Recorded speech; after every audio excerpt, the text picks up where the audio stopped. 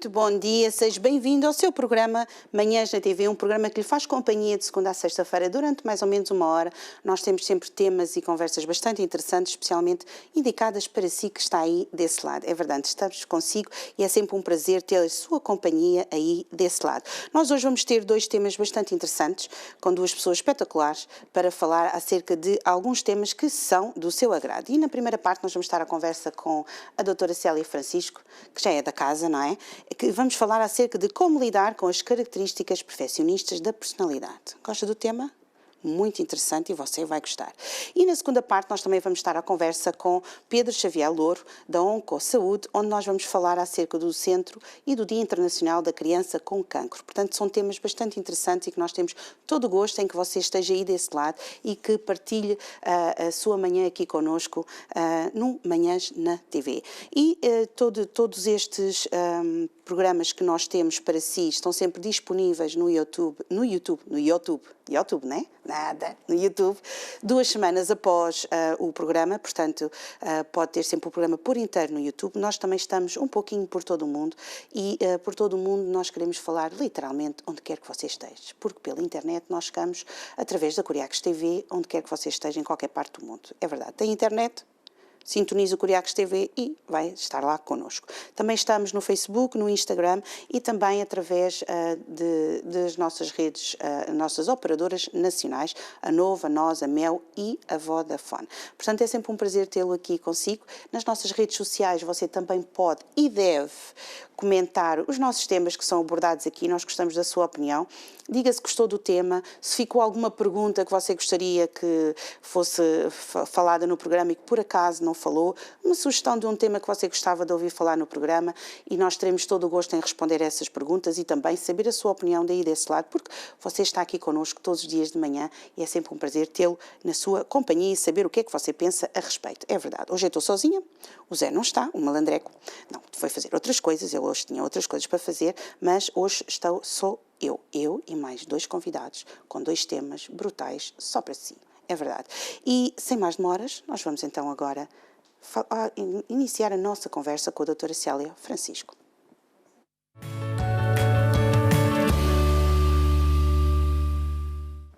E já estamos de volta. Bom dia, doutora Célia. Olá, Sara. Bom dia. Bom dia. Hoje nós vamos falar acerca de um tema que é como lidar com as características perfeccionistas de personalidade. Que é comum. Que é comum.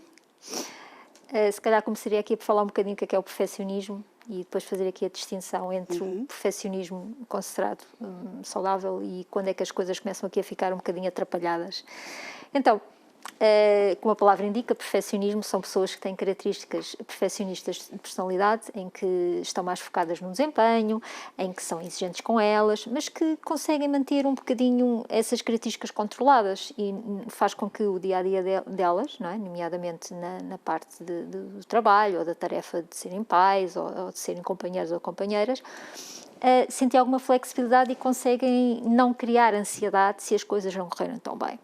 Quando é que as coisas começam aqui a ficar um bocadinho mais complicadas? Quando vamos já para outro nível de perfeccionismo, em que a pessoa apenas se foca em querer controlar as coisas e se elas não correrem como era expectável, o que acontece é que tem muita ansiedade e a autoestima fica influenciada e automaticamente há aqui questões a resolver.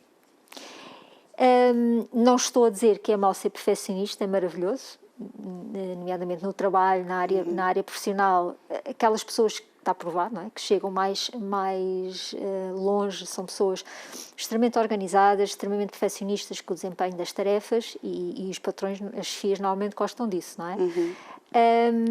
É quando começa a ser invalidante para a vida de cada pessoa e aí é que é importante aqui procurar ajuda e perceber o porquê. O que é que isto nos leva? Leva-nos aqui a falar um bocadinho das características ou do distúrbio de personalidade obsessivo-compulsivo, que já se fala muito, mas normalmente as pessoas não identificam. O que é que isto é? São a perturbação de personalidade apenas são características nossas que, quando eu pergunto às pessoas, mas desde quando é que tem essas características? A pessoa responde sempre, desde pequenino, desde pequenina. Ou seja, são características que são hereditárias, genéticas. Portanto, há aqui a questão de um déficit de um neurotransmissor, que é a serotonina, e quase sempre essas pessoas que têm estas perturbações de personalidade são criados em ambientes mais exigentes, mais críticos, em que esse modelo é passado à criança, além da parte química, que não se controla, portanto é herdada. Agora, será que todas as pessoas são criadas nesses ambientes exigentes, críticos, têm estas características? Quase sempre. Porque a criança não pensa, eu sou exigente e vou tentar não ser exigente como a minha mãe é. Não é assim que a criança pensa, porque o pensamento da criança não está desenvolvido nesse sentido. Não é? Certo. Porque, e como mãe que é, sabe perfeitamente que os filhos tentam ter como modelo os pais. Não é? Sim. E ser iguais a eles. E, por outro lado, se é uma criança que vive nesse ambiente crítico e exigente, ela muitas vezes percebe que está sempre na possibilidade de falhar e não quer falhar. Vou dar um exemplo. Aquelas crianças que na escolinha são muito perfeccionistas, já com os cadernos, tudo limpinho, estudam imenso, estão sempre muito atentos, se têm uma nota mais baixa, choram. Mais uma vez digo, não é mau ser perfeccionista. O problema é quando isso se torna e nos traz sofrimento associado, e especialmente este de criança. Okay? Se por acaso, em ambientes familiares em que não há essa rigidez, essa crítica tão forte, também pode desenvolver comportamentos compulsivos? Eles podem estar lá, mas estão mascarados. Porquê? Porque o próprio ambiente, ao não haver a crítica constante e o medo de falhar, não despoleta e não faz vir à superfície essas características de personalidade. O que é que pode acontecer anos mais tarde, numa situação em que a pessoa sente ou que é criticada ou que não tem controlo, essas características virem ao de cima.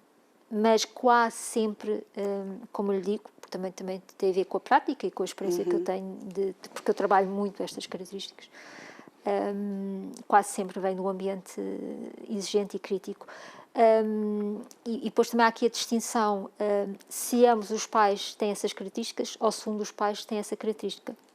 Como é natural, no caso em que os pais ambos têm essa característica, a força do distúrbio de personalidade ainda é mais forte, porque tem dois pais geneticamente a influenciar a criança. Isto é muito comum, se olhar se calhar para pessoas que conhece, filhos ou filhas, não interessa, dos mesmos pais, elas ou eles serem todos perfeccionistas e todos exigentes à sua maneira. Sim. Portanto, já aqui nos dá aqui a informação, calma, que há aqui qualquer coisa que está a reforçar isto. Certo. Portanto, e o que é comum entre essas pessoas são os pais. Sim. E isso é muito comum, com um grau maior ou menor, mas entre irmãos, haver essas características generalizadas de perfeccionismo, de exigência. Isso é bom quando é equilibrado. Quando não é equilibrado já começa a ser um problema. E com esta pandemia agravou ainda mais. Depois aparecem os psicólogos clínicos. Assim, a pandemia, o que é que acontece? Estas características, já vou dizer os critérios do quadro. Como eu disse, tem a ver muito com a questão do controle. Eu quero controlar tudo ao máximo para evitar que eu possa falhar, não é? Mas há aqui uma rigidez de pensamento, porque o facto de eu não conseguir fazer as coisas totalmente ou não tão bem, não quer dizer que esteja a falhar. Quer dizer que não fiz igual. Não é? Mas a visão da pessoa não é essa, a interpretação das situações não é essa. É ou faço perfeito ou não faço. Ou prefiro não fazer. Sim, eu já fiz de outra vez e ficou bem, desta vez eu tenho que fazer igual. Se eu não fiz igual, eu errei. Eu errei e eu não valho. Sim. Não sou bom o suficiente. Depois vem aqui as chamadas crenças disfuncionais ou negativas sobre aquilo que eu penso sobre mim, que é, se eu tiver situações que sinto que não estou tão bem ou que não controlo tanto, eu vou reforçando a minha crença, não sou bom o suficiente. Depois está sempre associada a isto. Ou seja, este quadro, um dos trabalhos que se faz é trabalhar essas crenças. Né? Porque criar outras interpretações para a mesma situação, porque a forma como a pessoa que é mais obsessiva vê a realidade não quer dizer que é verdade, quase nunca é. É uma realidade aumentada das lentes que a pessoa tem. Porque, por exemplo, um exemplo muito engraçado que eu encontro para mim é, por exemplo, o fazer a cama, não é? Nós gostamos muito de fazer, né, como pais ou mãe, né, gostamos muito de fazer a cama assim muito direitinha. Né? Quando os nossos filhos começam a fazer as camas deles, ou nós pedimos para ir fazer a nossa, né, geralmente às vezes aparece uma onda, aquilo não fica muito direitinho. E as primeiras vezes nós temos sempre a tendência de deixa estar que eu faço porque, mas depois à medida que, porque a gente não consegue fazer tudo, não é? A gente depois vai-se apercebendo, você com certeza também já se apercebeu, não é? Que como pai e mãe não consegue chegar a todo lado, a gente às vezes acha que somos super homens e super mulheres, mas nós vamos tentando deixar e reparamos que eles foi feito também, não igual ao nosso, mas ficou feito. Aí tem que ver a capacidade que tem de flexibilização e de criar autonomia nos seus filhos. É uma dificuldade, é como com os companheiros. Muitas vezes as esposas dizem, eles não fazem nada. E nós vamos ver, é porque a pessoa não delega tarefas, porque eu é que faço bem. E, portanto, é natural que depois ele não faça nada porque ela também não deixa, não é? Ou vice-versa. Sim, sim. Se calhar pego aí um bocadinho, falando aqui das características da perturbação de personalidade. Basicamente são critérios como estes. Nas tarefas, a pessoa está muito preocupado em organizar a própria tarefa, que é da altura, a própria tarefa em si deixa de ser o ponto fulcral e está apenas na organização. Perde-se muito tempo na organização. Outra questão, outro critério, é na organização dessas mesmas tarefas, tem que ser a melhor tarefa, a melhor cama feita, o melhor e-mail, a melhor compra. Em cada altura nem termina a tarefa porque está tão preocupado em fazer aquilo de uma forma exímia e fora da realidade. Outro critério que pode ser, que era esse que me estava a falar, que é a delegar tarefas. Que é, tenho extrema dificuldade em delegar tarefas porque não fazem tão bem como eu. E se eu delegar, tenho que as controlar, para perceber se fazem como eu quero que seja feito. Porque eu é que sei. Não estou a dizer que seja autoritária, mas é esta questão de considerar que as coisas têm que ser perfeitas, mas há formas e formas de a fazer. Não é? E será que há algum problema em a cama ficar tão bem feita? Se calhar não. Mas os miúdos aprenderam a fazer a cama e foi-lhes dada autonomia. Mas isso é também algo que se trabalha ao longo do tempo. Outro critério tem a ver, que agora está aqui um bocadinho... não é tão real devido à pandemia, que é aquelas pessoas que dão extrema importância à produtividade ao trabalho, em detrimento da família, dos amigos, da parte social. Não é? Agora não está muito forte, por causa do que estamos a viver, mas há pessoas que trabalham horas e horas e horas e horas e esquecem-se de viver um bocadinho a vida, não é? Geralmente se tiverem muitas responsabilidades, não é? Outro critério, por exemplo, tem a ver com dispêndio de dinheiro. São um bocado agarrados ao dinheiro, mas tem a ver com uma característica específica, que é, pode haver uma catástrofe financeira, mas pensam obsessivamente naquilo, e aquilo torna-se um bocadinho difícil de gerir, não é? E às vezes nem necessitam de poupar tanto dinheiro, mas que o poupam porque pode acontecer qualquer coisa. Outra característica que é giríssima é a dificuldade em deitar fora objetos velhos, mesmo não tenham qualquer valor sentimental para si. E isso existe muitas pessoas. Não sei se está agora a pensar na sua casa e no que está a acumular. Eu, por acaso, eu quando decido fazer limpezas, eu faço limpezas a sério e o que tiver que deitar fora, eu deito fora. Mas há sempre uma coisa ou outra que nós guardamos. Mas conheço pessoas que têm muita dificuldade em deitar fora, não é? Porque apegam-se de tal maneira àquilo. É o controle, é o tal controle, não é? Pode-me fazer falta. Pode-me fazer falta. Porque são coisas que não têm um valor sentimental para si, portanto não tem a ver com o valor sentimental. Posso precisar. E eu preciso controlar se eu precisar. Sei lá. Pode, não é? Isso pode acontecer, por exemplo, em situações quando nós chamamos em que o ninho fica vazio, por exemplo, do casal, quando os filhos saem e pode acontecer situações dessas? Como eu estava a dizer há bocado, estas características de personalidade vêm desde pequeno. Ou seja, há uma probabilidade, ou a probabilidade de ter essa necessidade de juntar coisas acontece ao longo da vida. Pode potenciar quando sentir que está a ficar com o ninho vazio, porque é a falta de controle. Eu estou a perder algo que eu controlava e que me dava autoestima e de repente eu não sei como gerir isto, eu não sei ficar sozinho. E pode acontecer, haver aqui um order, uma acumulação já de objetos e, por exemplo, agora estou-me a lembrar, havia um programa norte-americano que era o Order e tem sempre a ver com lutos, com depressões, Sim. com casamentos terminados, divórcios. Porquê? Porque foi a forma que as pessoas tiveram de ter algum controle na minha vida e eu vou acumulando. O que é que está associado aqui a este quadro? Muita ansiedade. Porquê? Porque como é que o pensamento obsessivo funciona? É um pensamento que vem, ou a pessoa com pensamentos obsessivos, é uma pessoa que tem o pensamento obsessivo é um pensamento em looping, em que eu não consigo tirar aquele pensamento da minha cabeça. Em que tenho que fazer isto, então se não fizer bem, e depois é um comboio de pensamentos, então, mas tu não estás a conseguir fazer isto, então, mas será que tens tempo para fazer isto? Mas depois aquela pessoa disse-me isto. Isto é o pensamento continuado, em looping, tum, tum, tum, tum, tum, tum, tum. O que é que acontece? Se nós temos esse pensamento, são sempre pensamentos quase sempre de catástrofes futuras, que o nosso controle é zero. Aquilo cria-nos uma ansiedade terrível. Por isso é que há bocado a Sara estava a falar da pandemia e os quadros, as características obsessivas nas pessoas pulularam cá para fora. Porque é a falta de controle total, não é? Um vício. Sim. Não é? E pronto, infelizmente também devido a algumas perdas que as pessoas tiveram, sociais, financeiras, mortes, o que for, não é? Pronto. Então, nesse sentido, aqui, quando nós temos estes pensamentos, como nos cria muita ansiedade porque não estamos a controlar, nós muitas vezes precisamos de fazer qualquer coisa para conseguir baixar essa ansiedade. Estamos a falar daquela agitação, aquela tensão muscular, a nossa cabeça ser batida por pensamentos, taquicardia, não estamos bem, andamos para aqui fazer isto, depois fazemos aquela tarefa e não terminamos as tarefas. Tudo isto é ansiedade e tem a ver com aquela necessidade do nosso controle. Porque, como falamos há bocado, esta necessidade de controle também tem aqui 3 características mais ou menos associadas, que é uma autocrítica exigente, muito, muito, muito elevada, autoexigência muito elevada, e a maior dificuldade de uma pessoa com características obsessivas é lidar com a incerteza do futuro. Eu não consigo lidar com isso. É-me impossível eu aceitar que não consigo saber o resultado de algo que ainda não aconteceu. Agora, como é que damos a volta a esta questão do futuro? É futuro, portanto, logo à partida não sabemos como é que vai acontecer.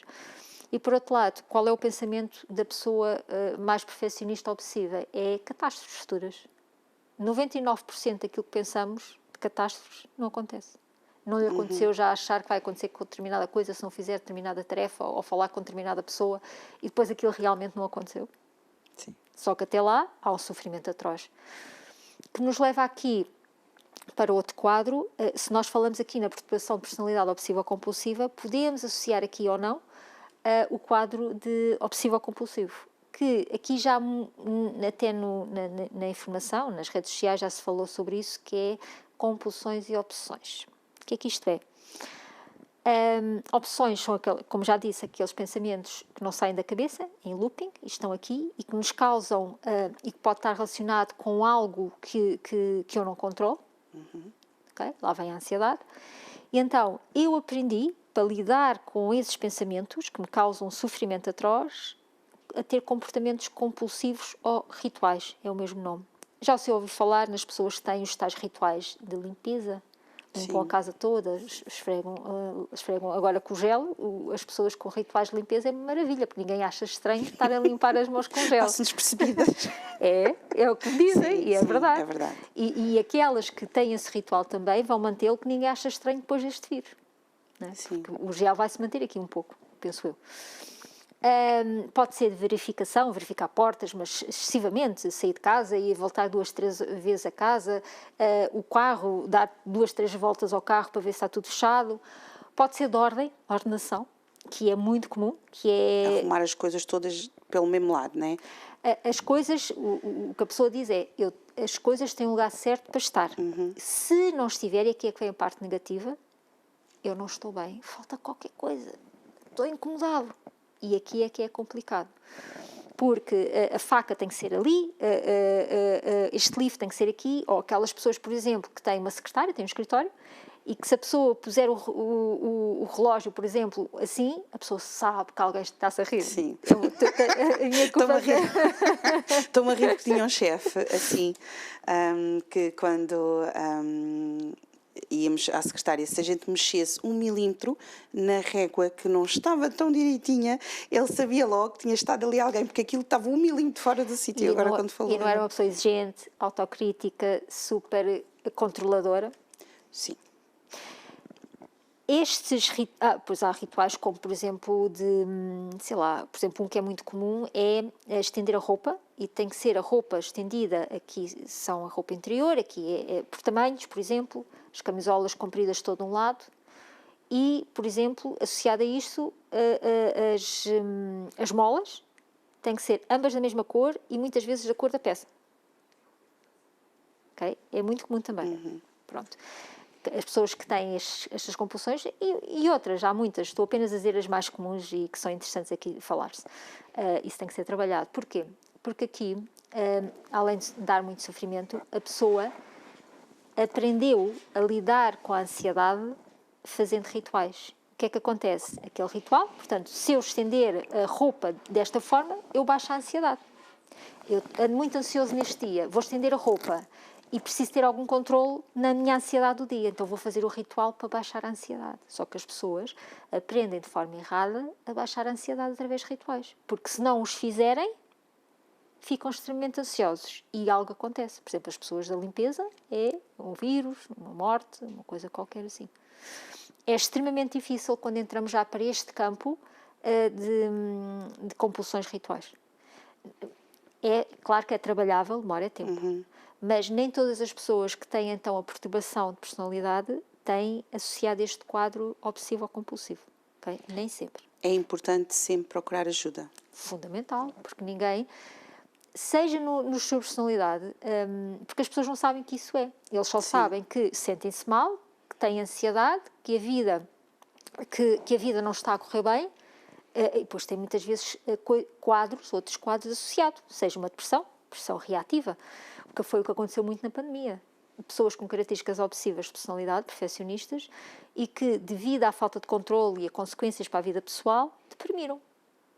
Uma coisa que nós estávamos a falar em off e que eu achei muito interessante e acho que tem tudo a ver aqui com o que estamos a falar agora também, que é, muitas vezes nós achamos, e como já fomos e conseguimos fazer uma série de coisas no passado, não é? À medida que a idade vai avançando, supostamente, e vocês aí em casa vão concordar comigo, não é? Porque o ser humano pensa quase todo da mesma forma nas coisas, não é? Mas nós achamos que com o decorrer dos anos nós vamos conseguindo fazer mais coisas, não é? E vamos conseguindo ainda dar mais resultados e fazer mais coisas. Mas muitas vezes não é isso que acontece e muitas vezes acabamos às vezes até por ficar um pouco frustrados porque antigamente nós conseguimos fazer isto e se agora nós estamos mais velhos, não é? Estamos mais crescidos, como a gente diz quando fala com os miúdos, não é? Se estamos mais crescidos, devíamos conseguir fazer melhor, não é? Devíamos conseguir dar ainda mais e fazer ainda mais. Mas muitas vezes isso não acontece. Fica feito, mas não da forma como se calhar nós fazíamos antes. Isso tem a ver com a rigidez de pensamento associada, não é? A inflexibilidade psicológica associada ao quadro. Porque não é só o controle, é a inflexibilidade. Porquê? Porque aqui há que aceitar que eu já não sou a mesma pessoa. E muitas vezes isso nós, o ser humano é assim, associa isso a perda de capacidades e estar a falhar. Lá vemos novamente com o controle e com o falhar. E não aceitam, imaginem, se a Sara sempre faz uma tarefa de determinada forma, não baixa o seu nível de exigência para fazer a tarefa mais ou menos. Para isso prefere não fazer. Estou a dar um exemplo, Sim. percebe? Porquê? Sim. Porque se não fizer bem, como sempre fez, é falhar. E não é. É fazer o que neste momento consegue depois. Isso que me está a dizer é a capacidade que vamos perdendo de dar resposta a tudo, o cansaço, o stress e também o número de tarefas que vai aumentando ao longo da vida. E isso nós não vimos. Uma pessoa que, a partir do momento que tem filhos, como deve compreender, não vai ter a mesma capacidade de fazer tarefas que tinha anteriormente. E enquanto eles forem pequenos, esqueça, não dá. E é esta flexibilidade que não há muitas vezes a nível psicológico. Como eu sinto que tenho tanta coisa para fazer, quando a minha vida não me permite ter controle em tudo, ao mesmo nível de controle que eu sempre tive, então eu ainda persisto mais e mais e mais a tentar fazer as mesmas coisas que eu sempre fiz. E às vezes, aliás, às vezes não. Isso está sempre maus resultados. Porque nós somos humanos. Não sei se já descobri, mas nós somos humanos. É verdade, é verdade. E muitas vezes o que nós temos que também perceber, nós estamos já nos minutos finais, é que desta primeira parte, é que nós temos que perceber que as coisas podem ser feitas, não é? Ou seja, como nós costumamos dizer, que há muitas formas de dizer a mesma coisa, não é? Também há muitas formas de fazer a mesma coisa e que nós conseguimos também alcançar o mesmo resultado, não é? Dependendo também da fase em que a própria pessoa está na vida dela, não é? Porque nós vamos passando várias fases. Então, estamos nos últimos momentos, vou aqui dar algumas estratégias, talvez ajude aqui. Boa. Flexibilidade, é fundamental trabalhar a flexibilidade. Isso consegue-se muito com novas áreas associadas à psicologia clínica, à terceira geração. Estamos a falar de mindfulness, estamos a falar de autoaceitação, autocompaixão. Exercícios que podem ser feitos, há muita forma de trabalhar aqui essa dificuldade, essa inflexibilidade psicológica, pode ser por coisas mais cognitivas, mudanças de pensamento, são estratégias mesmo clínicas, mas uma delas que pode acontecer é sempre, que é fundamental, vamos ao mindfulness, que é sair do futuro e traduzir-nos ao momento presente. As pessoas mais depressivas vivem no passado, as pessoas mais ansiosas vivem no futuro, ainda há bocado estava a falar isto com a Marlene, e ninguém vive no tempo presente, porque é aqui que nós conseguimos controlar. Okay? É aqui. Então, e por isso é que a ansiedade está sempre, quase sempre associada a estas características obsessivas. Então vamos fazer, não precisam ser meditações elevadas, 2, 3 minutos, apenas focar ancorar na nossa respiração e baixar a ansiedade. Inspirar pelo nariz, expirar pela boca, porque a expiração baixa a taquicardia, há a concordância cardíaca, e a partir daí estamos no momento presente. É das armas melhores que eu posso dar. Respiração. Muito simples. Relaxamento, e há imensos vídeos que pode fazer, ou então outras coisas como coisas mais autocompassivas, como por exemplo, posso dar um exemplo, pôr as mãos sobre o coração, okay? Fechar os olhos, inspirar, expirar, eu agora não estou aqui a aproximar por causa, mas pronto, pôr aqui em cima, sentir a energia, e fechar os olhos, inspirar, expirar, e apenas focar no calor que sente, que vem, que emana do coração. E isto feito alguns minutos, você vai perceber que é diferente. E indo também falando, outra forma de autocompaixão, autoverbalizações positivas. Sou amado, sou válido, sou suficiente, sou bom. Porque a pessoa que é obsessiva e controladora anda sempre a dizer para ele: não presto, estou a falhar, mais um dia que eu não fiz nada, não consigo controlar, e está sempre na verbalização: sou negativo. Outra estratégia muito interessante, por exemplo, que normalmente eu faço com as pessoas, é uma estratégia da autoaceitação. Quando a Sara tem o seu pensamento, o que é que faz ao pensamento? Reage. Sim. Não é? Então, que é tentar não reagir ao pensamento. É estranho, não é? É estranho. É, porque é o controle. Então, o que é que eu faço? Normalmente, inspiração é expiração, portanto, a pessoa focar no presente, isso é sempre uma ancoragem, não é? E a pessoa estar ali, a técnica em si é 30 minutos. Eu faço 2, 3, 5 minutos em sessão com a pessoa, que é fechar os olhos e apenas deixar entrar o pensamento. Deixar entrar os pensamentos e não os agarrar. Imagine, agora a Sara está com o pensamento, faltam 5 minutos para acabar o programa. Imagine, claro que é importante você controlar esse pensamento, mas imagine que não o agarrava, entrava esse pensamento e, ok, está bem, deixa estar, e deixa-o entrar. Depois pode fazer, se quiser, em casa este exercício. É giríssimo, mas tem aqui uma coisa associada, que é fazer esse exercício de aceitação dos pensamentos, não reagir, mas sem autocrítica, que vem muito no mindfulness, mas também não se mexer. Vai ter pensamentos, coça a cabeça, mexe o pé e não reagir a isso. Porque se não reagir, o pensamento entra e sai. E isso é um do trabalho que eu faço com as pessoas mais obsessivas. É extremamente difícil, porque as pessoas, como gostam de controlar, reagem a todos os pensamentos. Primeiro eu começo pela mudança de pensamento, a reestruturação cognitiva, e depois avanço para estas técnicas mais de aceitação. E agir porque a pessoa percebe que não precisa de controlar tudo e que os pensamentos são apenas pensamentos, nada mais do que isso. Doutora Célia, foi muito bom este bocadinho e contamos consigo numa próxima, mas se quiser entrar em contacto consigo, como é que eu podem fazer? Pode ser pelo 917416399, então pelo Insta, celia.francisco, psicóloga, ou então o e-mail psicólogaceliafrancisco@gmail.com. Muito obrigada. Muito Foi obrigada. muito bom. E até uma próxima, com outros temas e coisas espetaculares para nós trazermos aqui a toda a nossa audiência do Manhãs na TV. E agora nós vamos então passar à conversa, já a seguir ao nosso povo, nossa gente.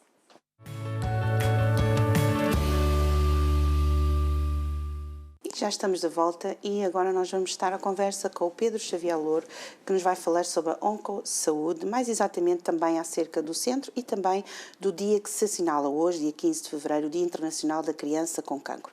Portanto, um tema também bastante interessante e que nós queremos que você continue desse lado para continuar esta manhã que nós temos para si com este programa maravilhoso. Doutor Pedro, bom dia. Bom dia. Bom dia. Oncosaúde. Porquê que houve esta necessidade de criar este projeto? É um projeto que já existe há 8 anos, não é? Exatamente.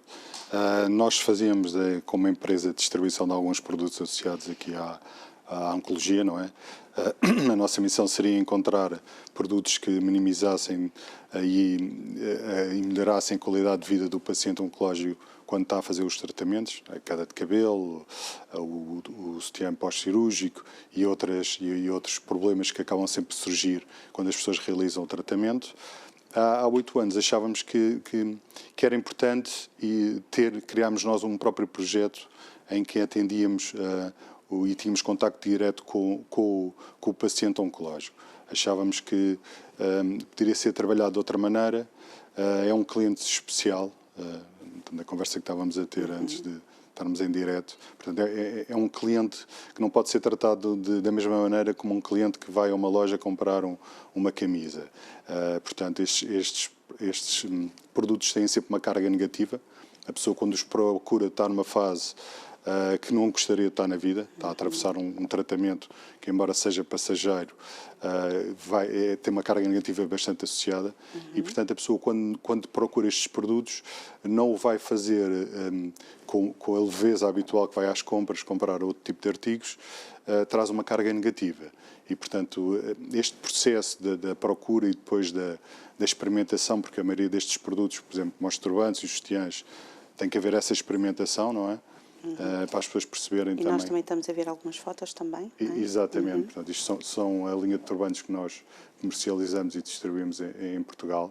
E, portanto, as pessoas, quando este tipo de produto está associado à perda de cabelo, e, portanto, é um processo bastante doloroso, principalmente para a mulher, porque a mulher, o cabelo depois tem uma parte estética mais forte que o homem, embora aconteça nos homens, os homens conseguem enfrentá-lo de outra maneira, não é? Rapam o cabelo, será teoricamente mais fácil. A carga negativa da perca do cabelo para uma mulher, que na maioria dos tratamentos poderá acontecer, tem uma carga psicológica bastante pesada. Portanto, nós achávamos que este tipo de pessoas merecem um carinho. O atendimento, para além de estar a vender um produto, as pessoas em si também precisam ter um ombro amigo, um tempo a mais, um tempo para ter uma conversa, que as pessoas acabam, para além de comprar o produto, desabafar o que vão passar, o que já passaram, os seus medos. E, portanto, isso foi a nossa motivação para criarmos nós próprios um local de atendimento em que as pessoas também fossem atendidas e apoiadas como achávamos que existia essa necessidade e gostaríamos que fossem. E o porquê do nome Oncosaúde? Então, Oncosaúde seria uma palavra, uma marca que significasse onco de oncologia e saúde, quer dizer, potenciar da saúde, portanto, apoiar as pessoas neste processo. E onde é que vocês estão localizados? Nós, neste momento, estamos localizados mesmo junto ao IPO de Lisboa, na rua Professor Lima Bastos, 91A.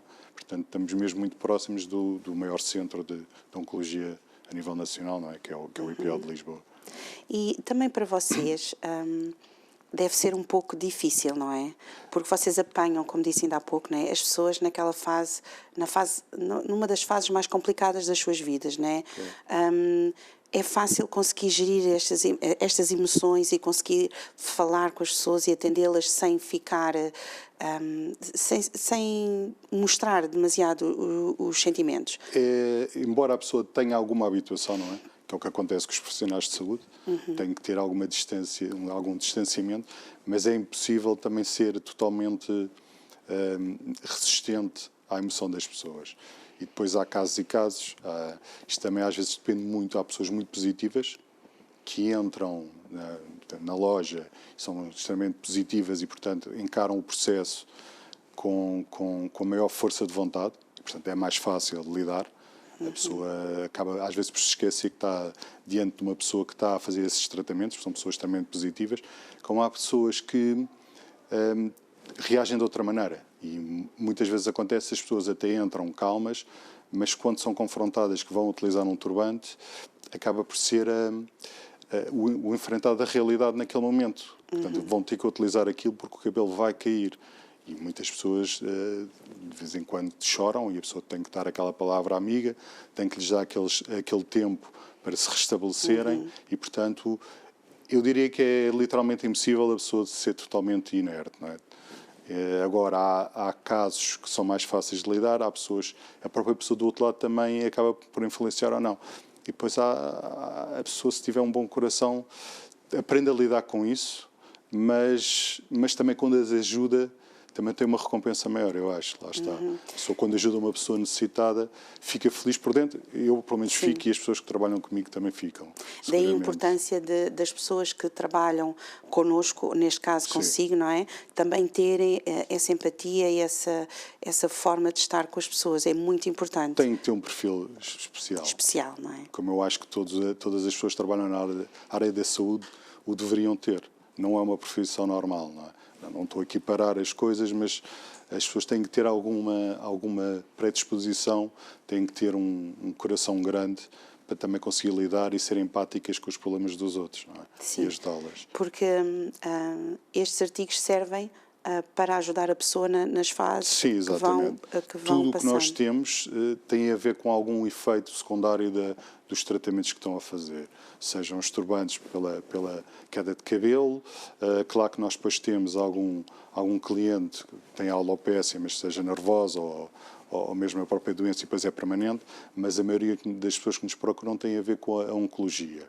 E, portanto, tem os turbantes para a queda do cabelo, tem os sutiãs pós-cirúrgicos para as pessoas que fazem exatamente alguma intervenção cirúrgica, embora não sejam restritos a pessoas que tenham a ver com o problema oncológico, mas o nosso maior cliente será esse. Depois tem outro grama de produtos, tem, por exemplo, ali um desodorizante, que eu utilizo para mim, portanto, todas as pessoas podem utilizar. Não tem, por exemplo, o alumínio, que já há estudos que acham que está associado ao aparecimento de algum cancro e, portanto, é feito com uma base natural. Depois tem outro tipo de produtos, tem cosméticos relativamente, por exemplo, aos problemas das unhas, que tem aquele creme que está ali, por exemplo, é um creme quando se faz alguma cirurgia, depois em termos de cicatrização para ajudar, tem a maquilhagem que tem a ver com a queda das sobrancelhas, temos também outros sérums para as pestanas, portanto, nós tentamos procurar sempre e trazer para Portugal artigos que depois tenham a ver com aqueles problemas secundários que qualquer pessoa que faça um tratamento vai infelizmente sofrer ao longo do mesmo, não é? Vocês têm a vossa loja física, mas também fazem... Sim, temos a plataforma online, a loja online, que depois acaba por também nos permitir estar a nível nacional, não é? E conseguir chegar, não é? Porque Exatamente. vocês estão situados em Lisboa, não é? Exatamente. E isto é um caso que Sim, está... depois as pessoas podem não ter acesso a outros pontos de venda que façam a revenda dos mesmos.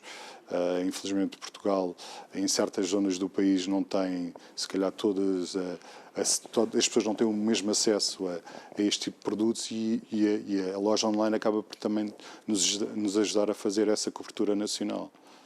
Hoje assinala-se o Dia Internacional da Criança com Cancro. Um adulto já custa, não é? Mas numa criança ainda mexe mais connosco, não é? Claro. Também, como é que vocês veem este Dia Internacional da Criança com Cancro? Lá está, eu acho que por mais contacto que a pessoa tenha com pessoas que estão a fazer exatamente este tipo de caminho, não é? À procura da cura, a fazer os tratamentos, as crianças são especiais. Eu falo por mim, por mais, e ao longo desta experiência profissional que já tenho associado a esta área, já contactei com muitas pessoas que estão a atravessar os tratamentos, mas sempre tenho contacto, e nós temos contacto também com crianças, porque temos também aquela linha esta linha de turbantes, tem uma linha para crianças. É impossível não ter um aperto no coração. Como eu lhe tinha dito, eu sou pai de duas meninas e é impossível a pessoa ver a realidade de uma criança a atravessar um tratamento oncológico e não o transferir para a sua realidade ou não ter um aperto no coração. Daí tiro o chapéu, entre aspas, às pessoas que trabalham com crianças, porque dentro desta área da oncologia são heróis porque têm que ter um coração gigante para depois conseguir lidar com isso. E que ferramentas é que sabe que se pode usar para se lidar com este tipo de situações? Em termos de contacto com as crianças. Eu acho que o humor, eu faço pela minha vida, acho que o humor é o melhor remédio para tudo. Eu acho que é aplicável a crianças como é aplicável a adultos. As crianças, quando vão ter lá à loja, porque online não se tem tanto essa percepção, mas quando vão ter à loja, elas são diferentes, elas são mais otimistas que os adultos. Acha isso? Eu acho que sim, porque quando os pais fazem elas têm sempre a percepção que algo lhes está a acontecer. Mas eu também acho que a melhor forma de lidar com isto, como qualquer problema, eu faço com as minhas filhas, mas felizmente não tenho nenhum problema desta gravidade, a pessoa tem que ser positiva. A criança ou um adulto, quando tem esse problema, eu normalmente o que eu tento fazer é sempre, quando estou em contacto com as pessoas, é elevá-las. Levar para a brincadeira, ter uma boa conversa, porque as pessoas em si já sabem que têm o problema, portanto não precisam de que sejam relembradas que pode-lhes acontecer isto e vão sofrer isto, e portanto as pessoas o que precisam é de alguma leveza, precisam é de uma palavra amiga, de uma brincadeira. Às crianças é muito mais fácil também atravessarem este processo com humor, com brincadeira, para elas próprias terem momentos em que se esquecem que têm este problema. Porque depois terão que ir fazer os tratamentos e enfrentam aquela realidade que o problema está lá e têm que o fazer. Mas no momento em que não têm, uma pequena brincadeira, um oferecer de alguma lembrança, o deixar brincar livremente no espaço, isso às vezes para a criança é tudo o que ela precisa para se distanciar do que vai lá fazer, que é comprar qualquer coisa para proteger o cabelo. Não é? E elas também podem escolher, as crianças gostam de escolher. Sim, gostam de escolher. Depende da idade, mas eu acho que as crianças em si já sabem o que querem, se os pais as deixarem escolher. Às vezes são os pais que querem condicionar mais, mas as crianças em si, quando eu vou às compras com as minhas, elas já escolhem. Sim, sim. O pai só paga. Sim, exatamente. Principalmente as meninas, não é? Exatamente. Principalmente as meninas. Mas quando nós vemos este tipo de situações, não é? Conseguir gerir isto tudo numa base de um dia-a-dia, não é? Porque é os dias todos da semana em que se lida com esta realidade. O vosso objetivo também é sempre conseguir inovar os produtos para conseguir minimizar um pouco, não é, o sofrimento das pessoas, não é, que estão a passar nesta fase. Que produtos é que vocês têm, por exemplo, agora para este ano de 2022? Têm alguns produtos, por exemplo, que pensam em lançar este ano? Nós, neste momento, tínhamos alguns projetos e, portanto, a pandemia acabou também por nos atrasar agora a introdução de alguns produtos. Portanto, nós temos sempre novidades. Porquê? Porque, por exemplo, esta linha de turbantes que temos, isto funciona como uma coleção de roupa. Portanto, todos os anos tem 2 coleções. Portanto, nós, em relação a isso, temos sempre novidades. Por exemplo, nós começámos agora a ter esta linha, que é esta linha de produtos cosméticos, que tem produtos associados mesmo à radioterapia, quando as pessoas têm dermatites associadas a esse tratamento. Isso foi, por exemplo, uma das últimas coisas que nós introduzimos no nosso portfólio. E, portanto, nós estamos sempre à procura. Como qualquer empresa, durante estes 2 anos, não é? Houve um pouco um refriar para ver também o que é que nos vai acontecer, não é? Felizmente eu acho que a partir daqui as coisas vão se normalizar e depois teremos aí o nosso interesse será sempre aumentar o portfólio. Portanto, nós a última coisa que introduzimos no nosso portfólio foi exatamente esta linha de cosméticos. E depois existem outros projetos que se calhar temos que ver como é que vai correr o ano, honestamente. Eu acredito que vai correr bem. Acho que as coisas também estão a andar um pouco para a normalidade, não é? Nunca será a mesma normalidade que tínhamos, mas minimamente para nós conseguirmos fazer a nossa vida, o nosso normal do nosso dia-a-dia. Exatamente. Esta fase da pandemia, portanto, estes 2 últimos anos, não é? Para vocês, em termos de vendas e de procura mesmo, portanto, deixaram, possivelmente, se calhar, de ter o presencial, não é? E passaram a ter o online. Foi requisitado também os vossos serviços online, portanto, Sim. as pessoas procuraram muito mais. Sim, exatamente. Nós já tínhamos a estrutura online montada desde o início do projeto, portanto não tivemos que alterar nada. O físico mantivemos quando nos foi permitido, não é? Portanto, tivemos naquela intermitência, fechávamos, depois voltávamos a abrir. Portanto, aqui na área de influência de Lisboa, as pessoas, quando estamos abertos fisicamente, preferem sempre, ou gostam sempre, se tiverem essa possibilidade de nos visitar. Porque é sempre diferente experimentar do que comprar online, embora possam fazer a troca, a devolução online. Houve sempre, o que é que nós notávamos, quando tínhamos que fechar em termos físicos, aumentava o online. Mas acho que foi transversal a qualquer negócio. Nós, como já tínhamos esta estrutura toda montada, quer dizer, sofremos, mas não deixámos de existir. Notámos é que a procura não deixou de existir, não é? As pessoas continuaram a fazer tratamentos ao longo da pandemia. Sim, nós também foi muito falado em que houve muitos casos que ficaram por detectar, não é? Exato. E isso também, vocês também sentiram isso? Sim, o que nós sentimos é que há períodos nos picos da pandemia em que os tratamentos são atrasados e, portanto, não são realizados. Sempre que havia depois um desconfinamento, o número de casos e de pessoas que nos procuravam aumentavam. Portanto, isto funcionou sempre nesta ondulação. E acho que também daqui para o futuro, porque se calhar houve muitos casos que não foram rastreados, as pessoas não vão ao hospital, tiveram medo, e se calhar vamos ter agora também um pico de casos, mas acho que associado a isto também outras doenças, diabetes, acho que qualquer doença que não foi acompanhada durante este período, vamos ter um boom, entre aspas, de casos, não é? No Dia Internacional da Criança, que se assinala hoje, vocês têm uma coleção específica para as crianças também? Sim, exatamente. Existe uma linha de produtos só. Embora os adolescentes já consigam utilizar alguns produtos da linha de adultos, vamos chamar assim, as crianças em si, sim têm uma linha de turbantes e de fitas para utilizar especificamente, e de chapéus, no caso de rapazes. E quais são as cores, por exemplo, que eles mais procuram? As raparigas será sempre o rosa, um azul clarinho, os rapazes um azul escuro, não fogem muito disso. Os rapazes será só mais um gorro, um chapéu, mas não dão tanto valor a este tipo de artigos porque também utilizam outras coisas. As meninas em si também gostam de ter algo mais diferenciado, não vão usar só um chapéu ou um gorro e, portanto, tentam procurar um turbante ou uma fita para utilizar. Portanto, têm mais, é como a roupa, têm mais gosto em ter aquela diferenciação. Os homens são mais funcionais. Sim, exatamente, são mais práticos, não é? exatamente. São mais práticos. Nós gostamos de elaborar sempre um bocadinho exatamente. mais, não é? Como é que você tem visto, há 8 anos para cá, tem visto o seu negócio crescer? Neste momento está onde gostaria de estar? Em termos de... Eu acho que a pandemia acabou de servir uma lição.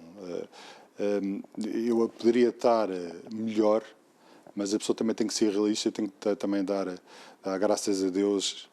Houve muitos negócios que fecharam, nós conseguimos sobreviver e continuar, e acho que a pessoa tem também que se adaptar. E também tem que dar graças ao facto de ter uma empresa funcional que não teve problemas financeiros durante esta pandemia, quando ao meu lado eu também vejo muitos negócios a fechar. E, portanto, a pessoa acho que também tem que ser realista e, claro que toda a gente gostaria de fazer mais, mas também tem que se festejar as pequenas vitórias. E acho que atravessar esta pandemia, para mim, já foi uma vitória. E acho que para a maioria das pessoas que continuaram a ter um trabalho, porque infelizmente houve muitas pessoas que estão no desemprego ou tentam voltar ao mercado de trabalho e não o conseguem, porque neste momento houve muitos negócios. Basta ver o caso da restauração, não é? Foi dos negócios que mais sofreram, portanto. Acho que estou feliz com o que estou neste momento, tenho neste momento e o futuro dirá, acho que. Sim, quando nós pensamos nesta parte que já é difícil, não é? Que o vosso trabalho já é um trabalho muito não é muito é difícil, não é? Porque lida constantemente com as emoções, não é? Com a emoção da própria pessoa, mas também as próprias emoções do cliente que procuram, não é? Lembra-se, assim, de algum caso de sucesso, algum caso que depois tenha corrido bem e que as pessoas depois vão ter convosco? Sim. E vocês têm o feedback disso? Felizmente temos muitos casos. Graças a Deus. Pessoas que voltaram e passam e recomendam a outras pessoas que nos voltaram a visitar, pessoas que nos voltaram a visitar, por exemplo, para comprar um chapéu.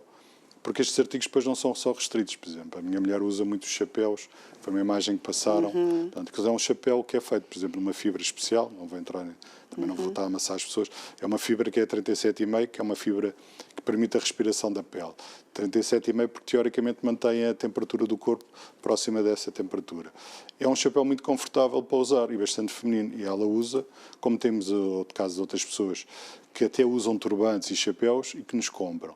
E já tivemos vários casos de pessoas que acompanhamos ao longo do tratamento e, claro, é uma felicidade imensa da pessoa nos visitarem, não é pela compra do produto, mas a pessoa vê-la bem e vir e comprar à loja e comprar um produto, um chapéu, mas não tem nada já a ver com ecologia, tem a ver com o ser prático e ser confortável e esteticamente gostarem de utilizar. Felizmente temos bastantes casos desses. E acaba por vos alegrar também claro, a pessoa ajudou, não é? Lá está, embora seja difícil, o retorno também para a pessoa chega ao final do dia mais leve do que pensaria. Não é assim, a pessoa não, se tiver o coração aberto, porque ajuda, claro que sente a dor dos outros, mas em si também fica mais feliz. Ajudou alguém no mundo, eu acho que isso é importante, não é? É importante nós termos essa parte. Pelo menos para mim acho que sim. Sr. Pedro, se quiserem entrar em contacto convosco, como é que o podem fazer? O mais fácil será visitarem o nosso site, que é onconsaude.pt. Aí terão aí todos os nossos dados, ou online, ou telefonicamente, ou presencialmente. Portanto, estamos localizados na Rua Professor Lima Baixo, 91A, ao pé do IPL de Lisboa, mas essa informação está toda no site. O mais fácil será nas redes sociais, Facebook, Instagram. Será fácil de encontrar-nos. Portanto, é sempre muito agradável quando nós conseguimos fazer algo para melhorar a vida dos outros, Concordo. não é? E isso é muito importante e para nós aqui no nosso programa Manhãs da TV nós gostamos também de falar acerca disto porque o nosso maior objetivo também é ajudar a si que está lá em casa, é o facto de nós podemos ajudar os outros e quando nós ajudamos os outros, é como o Sr. Pedro estava a dizer, não é? Nós somos sempre recompensados, não é? Porque ficamos sempre melhores, não é?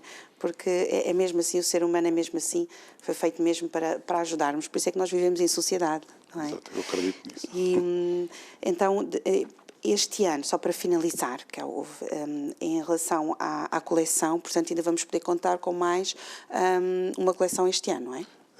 Duas, porque vamos introduzir a Primavera-Verão, sensivelmente em março já estará disponível. Boa. E depois voltamos a introduzir Outono e Inverno setembro, outubro. Portanto, funciona mesmo como uma roupa. Em relação aos turbantes, terão sempre novidades. Em relação aos outros produtos, o futuro dirá, mas eu penso que sim. Portanto, Sr. Pedro, muito obrigada. Então, obrigado pelo convite. Obrigada. E para si que nos tem acompanhado durante esta uma hora, foi um prazer tê-lo aqui connosco no nosso programa. Já sabe que hoje os temas que nós abordámos hoje vão estar disponíveis para si daqui a mais ou menos 2 semaninhas para que você também possa partilhar no YouTube, para que você também possa partilhar e você possa saber também os contactos e também a forma de você também poder saber alguma coisa ou relembrar acerca do programa. Quero lembrar também que nós queremos muito que você nas nossas redes sociais fale acerca dos temas que nós temos falados, coloque lá a sua opinião, veja quem são os próximos convidados que nós vamos ter no nosso próximo programa, porque nós temos sempre um programa bastante agradável para si, que está connosco de segunda a sexta-feira. Nós somos o Manhãs da TV, um programa feito especialmente a pensar em si. No próximo programa nós vamos ter mais convidados, nós vamos ter mais temas interessantes e onde quer que você esteja, em qualquer parte do mundo, a sua presença é extremamente importante para nós. Portanto, foi um prazer, o resto de uma boa manhã e tchau, tchau.